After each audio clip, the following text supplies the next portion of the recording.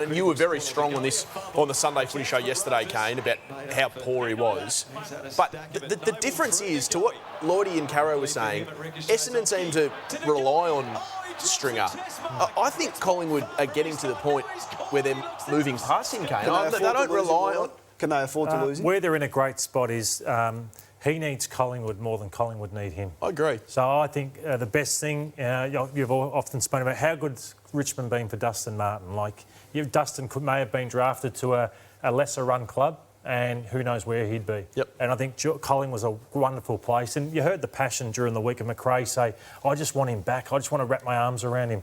Got a coach who's so invested in his players, and I hope Jordan stays with Collingwood. Cara, we'll get some information on Dan McStay and Collingwood's link to him from you in a moment. I hope they're not falling into the same trap that got them into some trouble some years ago with Stevenson and Treloar and having to force them out. We know they're tied up to Brodie Grundy, and that deal has been a massive failure with the money and the length of the contract they've given him. We've seen how close to the edge it can get with Darcy Moore, who's only played more than 20 games in one season once. They gave him 6 years.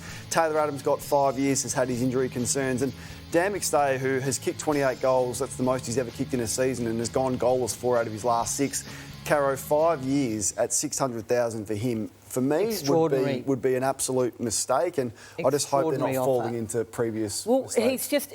Look, lovely kid, played really well, particularly since Brisbane's forward line got their act together and since Joe Danaher arrived. But how would he go being the man? I'm just not sure that Dan McStay would cope with that. He hasn't coped with the decision he's got to make the last 2 weeks. He's played pretty ordinary footy. Caught up with Justin Lepich, I think, in Queensland on the weekend. What did you think of that?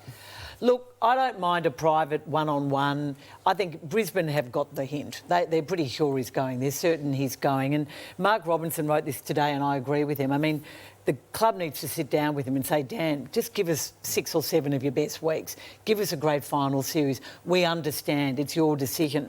I understand that meeting might have taken place this week, but the club's telling me that Chris Fagan's got COVID, so he can't go into the club until Friday. But I have no doubt Chris Fagan will sit down with Dan McStay and have that conversation with him. He needs to do it because they need Daniel McStay to play good footy. I think they've offered him 3 years with an option of 4. There's no way they're going to match that offer, and neither should they. Yeah.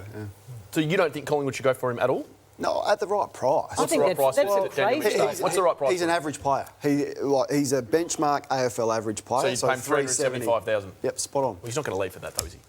No, I don't know why he would leave Brisbane. I think it's the wrong decision. Okay, interesting stuff. Don't go Money anywhere. isn't everything, Sam. No, I agree. Why did you direct that at me? Matthew. I was a one-club player, so was mine. Yeah. You've moved around a few networks. I'm not sure how this became about me.